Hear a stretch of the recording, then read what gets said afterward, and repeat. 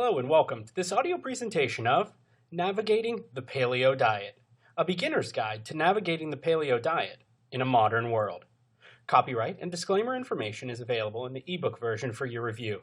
This content is laid out as follows. We'll start with an introduction, followed by 5 chapters, and then a conclusion. So with that, let's jump right into the introduction of Navigating the Paleo Diet. Introduction. Whether we like it or not, the health of our society is bad and getting worse. As technology continues to develop, convenience does as well, and ordering food is literally as simple as the clicking of a button. Long gone are the days of having to find your own food, let alone having to drive to a restaurant to get dinner. Cooking dinner looks less and less appealing when compared to the food conveniences and choices amongst diners, catering services, fast food, and takeout. According to the Academy of Nutrition and Dietetics, diabetes is now the 7th leading cause of death just in the United States alone. Type 2 diabetes has been on the rise due to poor lifestyle choices, such as too much unhealthy food and not enough exercise. Globesity, a term coined by the World Health Organization to describe the worldwide obesity epidemic, is another problem as well. These numbers continue to rise, as do the associated health problems and diseases. As governments and local communities start to feel the impact of obesity, diabetes, hypertension, etc., due to poor lifestyle choices, awareness is increasing. Cheap processed foods are so readily available and overwhelm the shelves in supermarkets. Toss desk jobs, long drives, or commutes, and electronics into the mix, and we do a lot of sitting around and very little to burn off that processed food. Americans spent about 25% of their net income on food 90 years ago, according to a study done by RAND on why Americans are so fat. In present day, we spend less than 10% of that income on food, but we're certainly not eating less, we're eating more, unhealthier, cheaper foods. But perhaps we're finally seeing a turning point. The last 3 quarters, McDonald's has seen a global decline of about 3.3% in sales, perhaps indicative of less consumption of fast food. With the media covering the obesity epidemic and health and quality of life plummeting, some people are starting to see the light.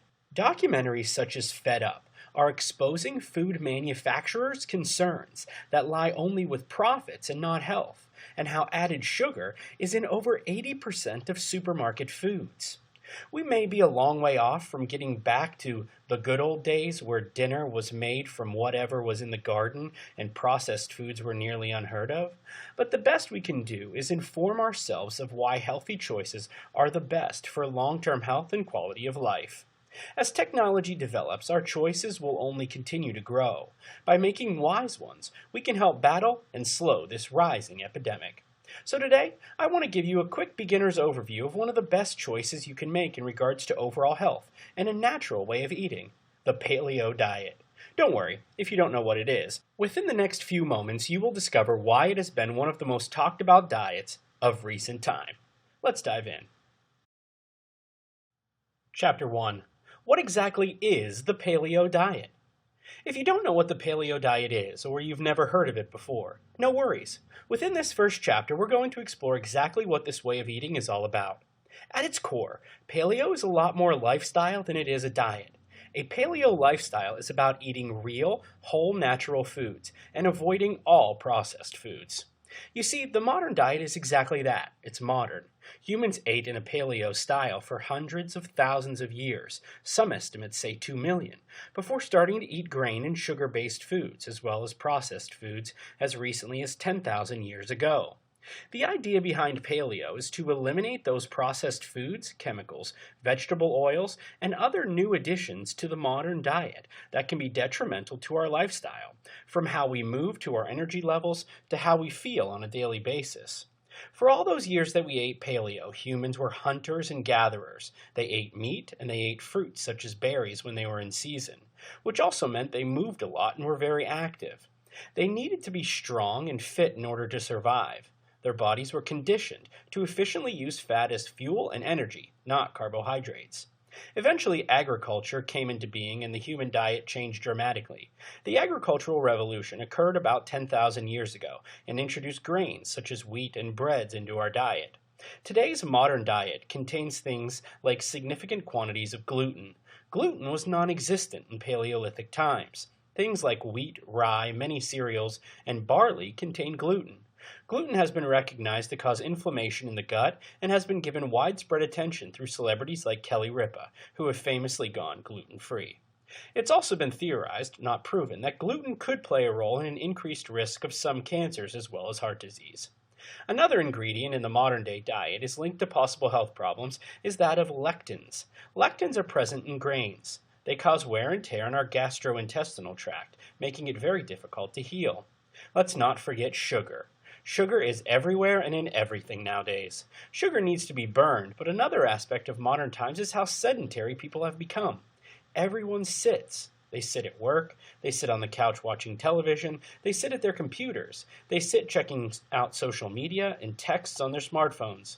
People do not move the way they used to, and so they don't burn calories the way they used to. This becomes a big problem when talking about sugar consumption. In the Paleolithic period, humans were lean, strong, and fit.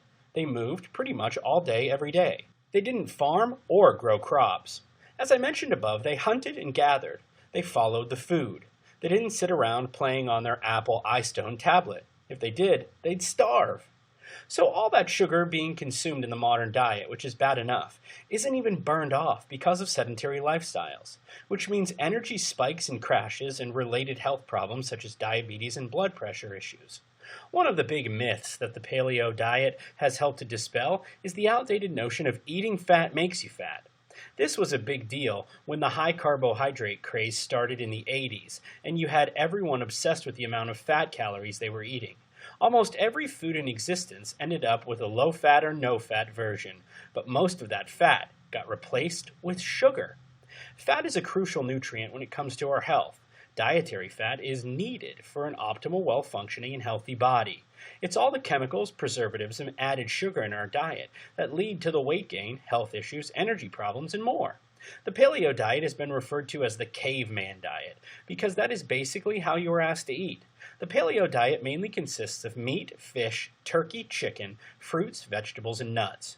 Eating paleo eliminates the negative aspects of the modern diet, such as sugar, trans fats, and preservatives, while nourishing your body with much-needed vitamins, minerals, proteins, and healthy fats, such as essential fatty acids. Essential, as in your body needs them. Get it? It needs these fats, such as omega-3s, which are almost non-existent in the modern diet, especially amongst people who are mistakenly but severely limiting the consumption of fats in their diet. With the paleo diet, you are basically going back to, well, basics. Well, that's a basic overview of what the paleo diet is. In the next part, we will look at going organic, and following that, we will look at paleo-approved foods. Chapter 2. Is organic the way to go in this modern world? Part of being an informed and conscious consumer is being aware of the foods you buy and their health benefits and drawbacks, especially if you're looking at adopting the paleo way of eating. Buzzwords float around the world of healthy eating so frequently that it's hard to keep track of what's what and why, and organic is certainly no exception. Walk into your typical everyday grocery store and chances are you'll stumble upon a few aisles labeled health food aisle or organic aisle. Sounds pretty good, right? The shelves are stocked with items labeled natural, raw, sprouted, and organic. The prices are a bit high, but hey, that's the price you pay for health, right? It's important to understand what these labels mean, and if they really even mean much at all. The term organic refers to the way in which agricultural products are grown, raised, handled, and processed. Using natural fertilizers over chemical ones and natural insecticides over synthetic ones are both ways in which food can be grown and processed to be considered organic. Meat that is considered organic comes from animals that were given organic feed and no antibiotics, growth hormones, or medications. The USDA regulates the organic industry and requires food manufacturers to meet strict government guidelines. You can learn more about organic agriculture on the USDA website. There are a variety of organic labels that you may have come across. Some foods say made with organic ingredients, but who really knows what that means exactly? Variations of organic labeling. 100% organic, completely organic and made of all organic ingredients. Organic is at least 95% organic ingredients. and made with organic ingredients is 70% or higher organic ingredients. It's important to consider the value of buying a particular item in an organic variety. Just because organic costs more doesn't necessarily mean it's worth it. Organic.org has a list of foods they call the Dirty Dozen, which contain those that have the highest level of pesticides and therefore are best bought organic. There is also a list of a dozen foods that you can buy non-organic, the least contaminated. This guide is a great reference for your trips to the grocery store. Adding organic foods into a paleo diet. Now that you understand what the term organic means, what are some reasons you should start adding organic foods into your grocery purchases if following a paleo diet? They're more nutritious. Vitamins, minerals, antioxidants, and flavonoids. They're safer. There's no pesticides and usually no GMOs. Pure. There's no flavor enhancers, preservatives, or contaminants. While many argue that the price of organic food makes it impossible to afford, there are ways you can make it fit your budget. Shop at local farmers markets. Join an organic co-op. Buy directly from farmers. Buy in bulk. Grow your own, or shop online. Those who are fans of organic foods believe it's healthier and safer to consume than non-organic foods when following the paleo diet. On the other hand, some argue that there is no way to ensure that what you're buying is truly organic, the major factor being the consumption of these foods over-processed. Chapter 3. Paleo-approved foods. Foods you can eat. We'll cover this in a bit more detail later. First is butter, then eggs, fish and seafood, fruit, herbs and spices, meat, natural oils like avocado, coconut, and olive, nuts and seeds, and vegetables. Big paleo no-no foods, as in no, you can't eat these. Grains. Grains, like barley, rye, and wheat.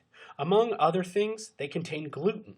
Avoiding grains means no bread or pasta. Sugars includes high fructose corn syrup. So no soft drinks, fruit drinks, ice cream, pastries, candy, etc. Sugars may promote weight gain, give you diabetes, energy crashes, and blood pressure issues, among other health issues. Legumes.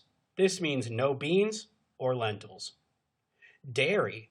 Stay away from all low-fat dairy products. If you don't have problems digesting dairy, it may be okay to consume some full-fat dairy products like raw whole milk and certain cheeses, but only in small amounts. Hydrogenated vegetable oils like canola, corn, cottonseed, soybean, sunflower, etc. These oils cause unhealthy levels of inflammation. And remember, the essential fatty acids mentioned above, one of the major problems today is our unbalanced intake of omega-6 fatty acids compared to omega-3.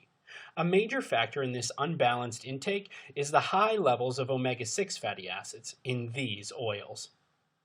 Margarine. Margarine was created as a healthy alternative to butter. As it turns out, butter is the much healthier option. Most margarine has high levels of deadly trans fats in them. Artificial sweeteners. Things like asulfame potassium, aspartame, saccharin, and sucralose are to be avoided on the paleo diet. Obesity is an epidemic, and many health problems have been connected to obesity. Obesity has been linked to diets high in processed foods, high in processed carbohydrates, and excess sugar intake. The potential health problems include heart disease, type 2 diabetes, cancer, and stroke. Yes, many of you are looking at this list of what you can't eat and thinking you could never follow a paleo lifestyle. Well, take another look at the list of things that you can eat.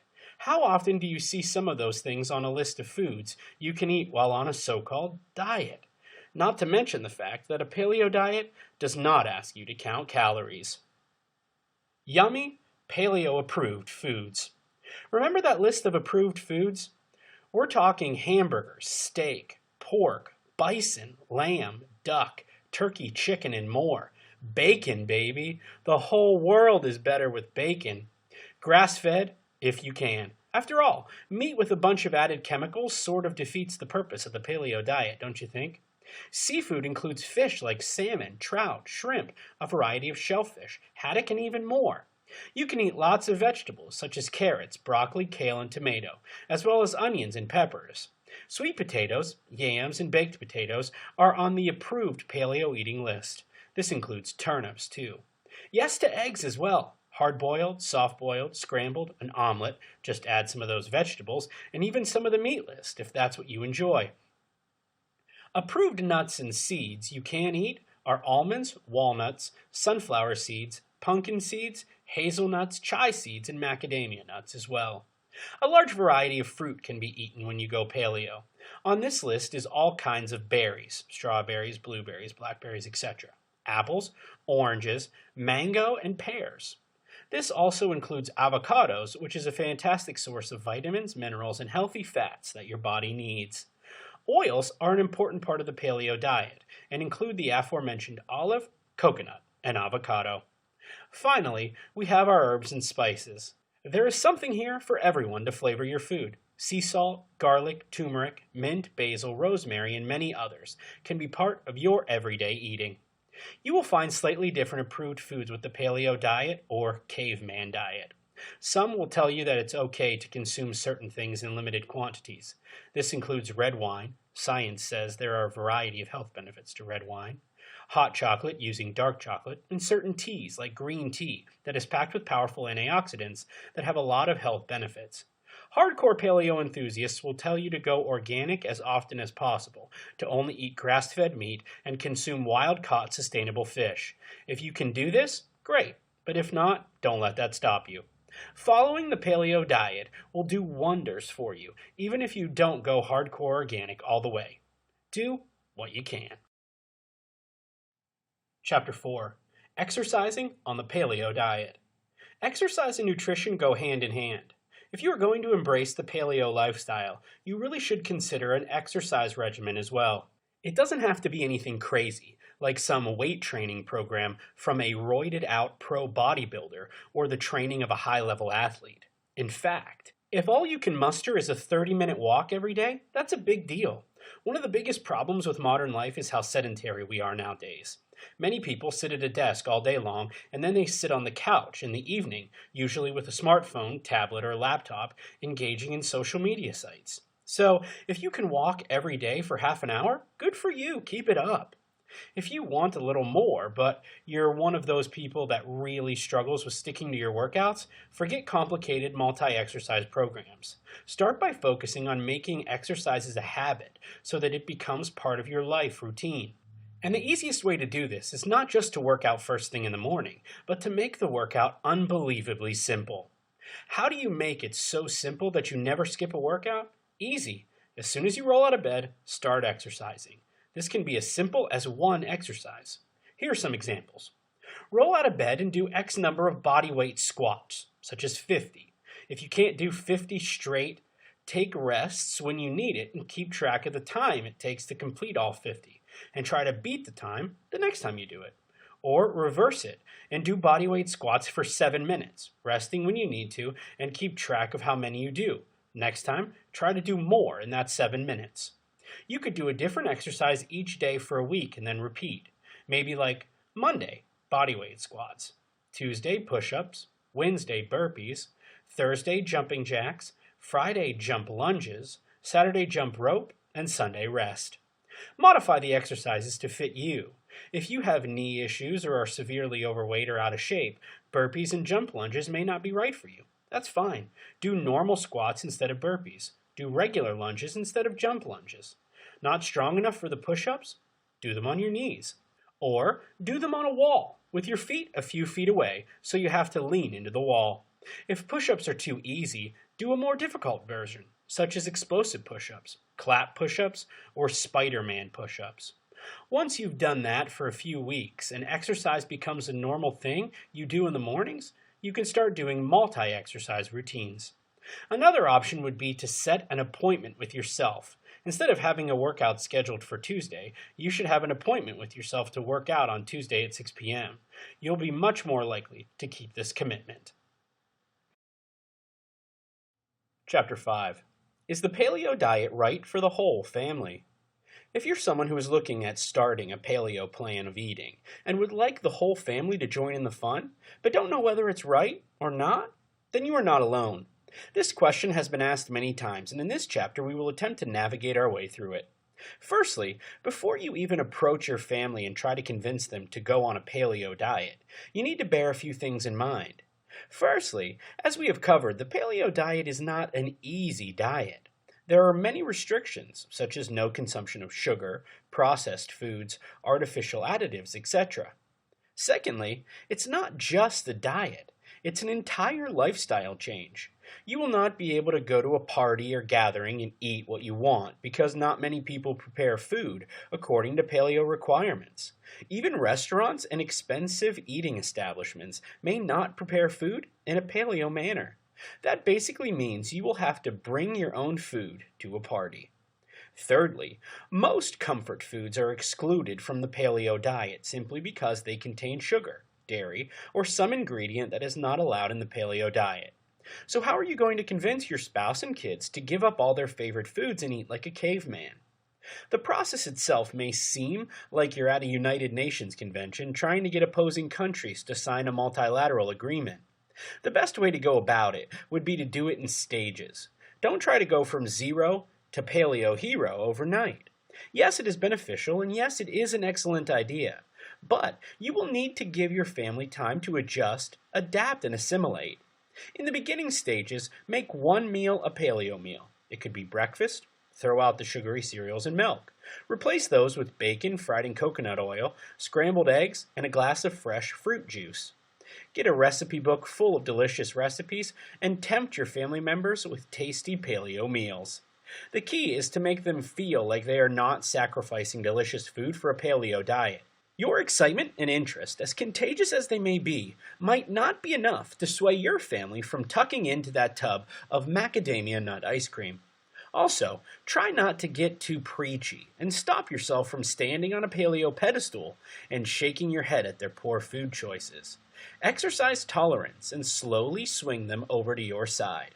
Of course, your family may say, "Yay, let's all get on the paleo diet and eat beef liver tonight."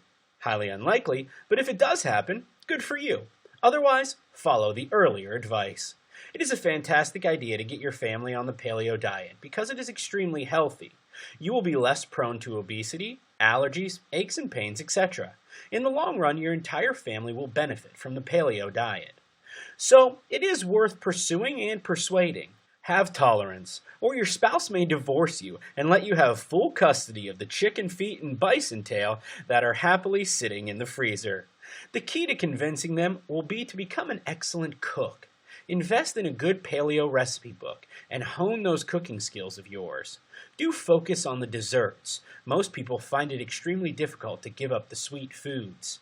Do not use the paleo diet as a crutch to cook unpalatable dishes. It is perfectly possible to whip up mouth-watering paleo dishes. Once you can do that, it is half the battle won. Work on yourself, then work on your family. There are many families on the paleo diet. This goal is within reach. Conclusion. Tips to start today. Congratulations on making it to the end of this intro guide on the paleo diet. You may be surprised to know that the majority of people who start something never complete it. If you've made it this far, you're definitely interested in the paleo way of eating and all the benefits it has to offer. The best thing you can do is to get clearance from your doctor and get started on a paleo program. Take your time and progress at your own pace. This is not a race. The more you do it, the better you will get at doing it and the healthier you will become. It's all a matter of time and practice. In this last part, we will look at practical steps to start a paleo lifestyle starting today. Understand the basic do's and don'ts of what to eat and not eat. Do eat nuts, vegetables, fruit, eggs, organic and grass-fed meats, healthy oils like coconut, avocado, olive, etc., and seafood and fish. Don't eat processed foods, dairy like butter, yogurt, cheese, and milk, cereal grains, legumes like beans and peas, peanuts and peanut butter, refined sugar, potatoes, refined vegetable oils, candy, artificial sweeteners, and starchy vegetables like potatoes, yams, etc. Plan on a lifestyle change, not a temporary thing. Lasting results happen when you stick to something permanently. That doesn't mean that every now and then you won't find yourself having a cup of milk with an Oreo, But going into a diet change with the mindset that changes are permanent and long-lasting is a key to success. Remember that this is not a race. It may take a while to remember what foods to incorporate and what foods to give up. Do a sweep of your kitchen. Let's face it, the box of cookies in your cupboard clearly won't fly within the world of paleo. But if they're there, you'll likely eat them. Same goes for the butter, the peanuts, and the potatoes. In order to avoid temptations, every time you open the cabinet door, you're going to have to toss some of that stuff. Give it to a neighbor, a friend, or the local food bank. Make sure you understand your reasoning. Oftentimes, we hear about a new diet or exercise and we get stoked. We just want to dive right in because, man, that sounds awesome. But in order to keep our motivation up for the long haul, it's important to understand why you're choosing to start something. Are you diving into paleo because your friend did it, because you want to feel better, or because you want to lose weight? Whatever your reasoning may be, make sure it's one you truly believe in. Practice forgiveness. Aside from the fact that this is just an awesome overall rule of life, it reminds us that we aren't perfect. Every now and then, we may want a treat, read something that doesn't fall on the eat list for paleo. Some people allow themselves treats every now and then. Some do so on a scheduled basis, and others as life tosses things their way. Regardless, don't beat yourself up for slipping up. We're all human after all. Do your homework. If you're a restaurant junkie and are weeping at the mere thought of giving up your Friday night fun, hang on a minute. Revisit the menus of places you frequent and see how you can make the food selections fit the paleo requirements.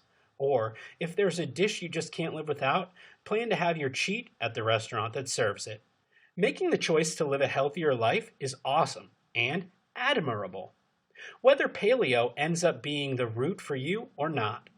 By eating the foods that our ancestors ate instead of filling our bellies with packaged everything, we can be sure we're heading down a path of healthier, happier lives. Quote, "Let food be thy medicine, and medicine be thy food." Hippocrates. Thanks for listening.